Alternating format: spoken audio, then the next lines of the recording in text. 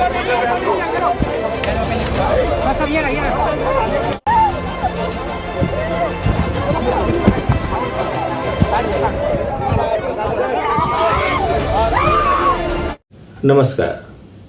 उम्मीद है आप लोग स्वस्थ और आनंद होंगे।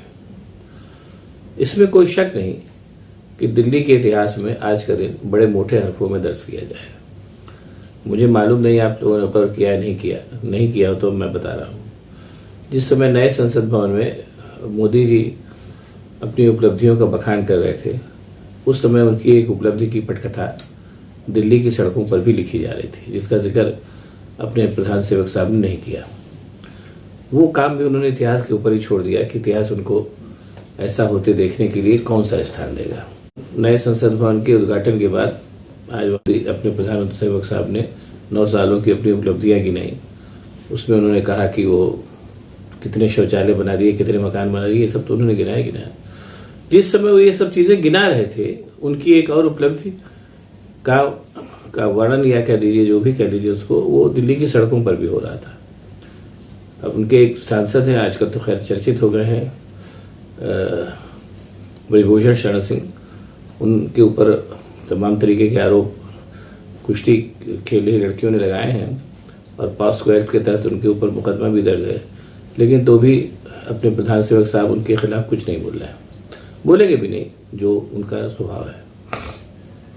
आज जब नई संसद भवन का उद्घाटन होना था तो उसी समय उन जो रेसलर्स है, जितनी कुश्ती खेलने वाली लड़कियां और लड़के हैं, उन्होंने कहा कि हम मार्च करेंगे नई संसद की तरफ। और उनके समर्थन में, चूंकि वो सब मूलतः पश्चिमी उत्तर प्रदेश के लड़के लड़कियां हैं, उनके समर्थन में तमाम खापों के लोग भी आ गए। वो आसपास के तमाम जगहों से किसान भी उनके समर्थन में आने लगे। अब जाहिर सी बात है, अपने प्रधान सेवक साहब उसके अंदर उपलब्धियां गिना रहे थे नई संसद में, तो उनकी एक उपलब्धि का जाहिर सी बात है सड़क पर भी मंचन होना था, वो हो रहा था।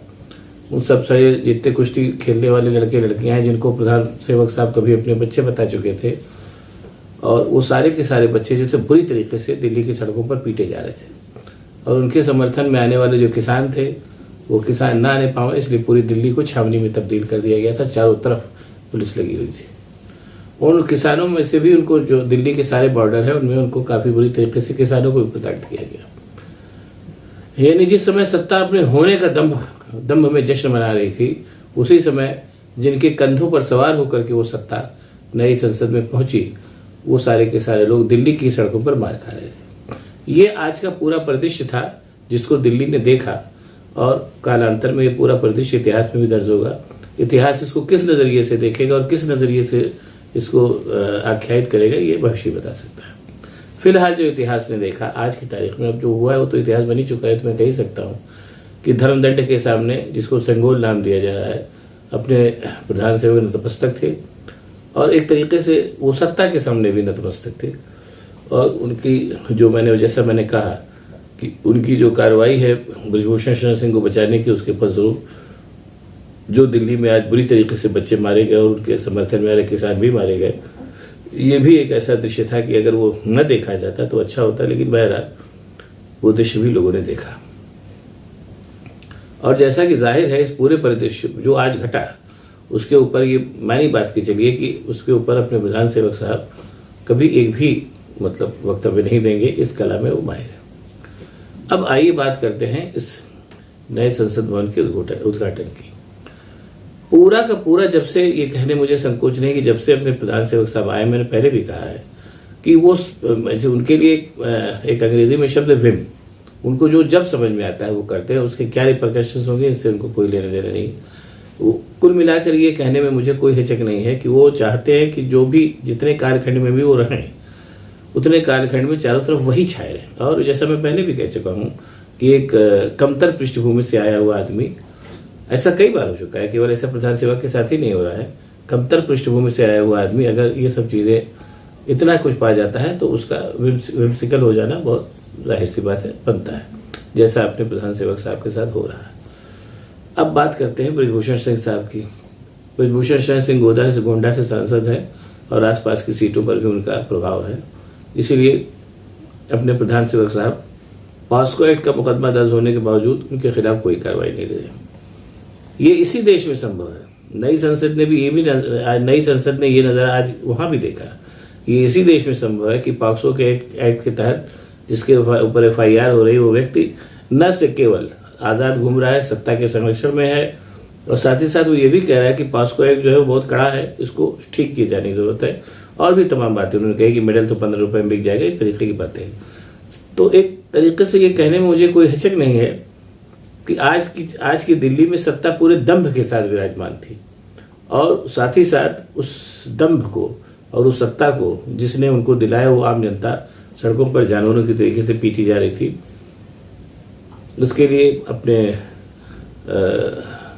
सत्यपाल मलिक साहब ने कहा भी कि आज दिल्ली की सड़कों पर जो हुआ उसके लिए मैं यही कह सकता हूँ कि वो राक्षसी कृत्य था। ये इसमें कोई शक नहीं कि सत्यपाल मलिक साहब ने जो कहा वो बिल्कुल सही बात है। और उन्होंने ये भी कहा कि अब पूरे जो मतलब जाट लैंड है जिसमें जाट गुर्जर ये सब पश्चिमी उत्तर प्रदेश हरियाणा पंजाब वगैरह, उन्होंने ये भी कहा मतलब उनका बयान है कि कुल मिला करके जो स्थिति बन गई है उसमें भारतीय जनता पार्टी के सत्ता से जाने के बाद उन लोगों का क्या हश्र होगा ये देखना लोग देखेंगे। उन्होंने एक वाकई का भी जिक्र किया कि अभी कुछ ही दिन पहले हरियाणा के जो चीफ मिनिस्टर थे खट्टर साहब उनको महिलाओं ने कमरे में बंद कर दिया। तो ये जो पूरा परिदृश्य है, ये कहने मुझे कोई हिचक नहीं है कि ये जो पूरा परिदृश्य है जो हो रहा है, जो हुआ और आगे भी होगा, पहले भी हो चुका है। कोरोना काल में भी हुआ, जनता बेहाल थी, नोटबंदी में भी हुआ, जनता बेहाल थी, और राजा अपने आप में मस्त थे। तो इस तरीके का दिल्ली पहले भी ऐसे कई बार ऐसे दृश्य देख चुकी है कि राजा मस्त है अपने में लाल किले में, और उसके पहले अपने प्रासाद में मजा ले रहा है और जनता बाहर त्राहिमाम कर रही है। आज लगभग वही दृश्य दिल्ली ने फिर देखा, और दिल्ली के साथ साथ नई संसद ने भी देखा कि सत्ता नई संसद के चकाचौंध में अपने होने का एहसास कर रही थी और पूरी तरीके से गर्वोन्नत और महिमा मंडित थी। और बाहर मैं फिर कह रहा हूँ जैसा कि बाहर जिन लोगों ने उसको वहाँ तक पहुँचाया वो बाहर जो थे अपने आम जनता होने की कीमत चुका रहे थे और मारे जा रहे थे बुरी तरीके से। ये राक्षसी कृत्य जो आज हुआ उसको भी दिल्ली की इतिहास में दर्ज होगा, आज नहीं तो कल। और जैसा मैंने कहा कि कह के मैं बात ख़त्म करूँगा कि सत्यपाल मलिक साहब ने कहा कि आज दिल्ली में जो हुआ उसको राक्षसी कृत्य ही किया जाना चाहिए। ईश्वर करे दिल्ली अब ऐसा दृश्य दोबारा न देखे।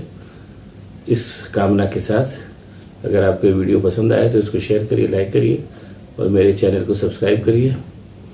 बहुत बहुत धन्यवाद। नमस्कार।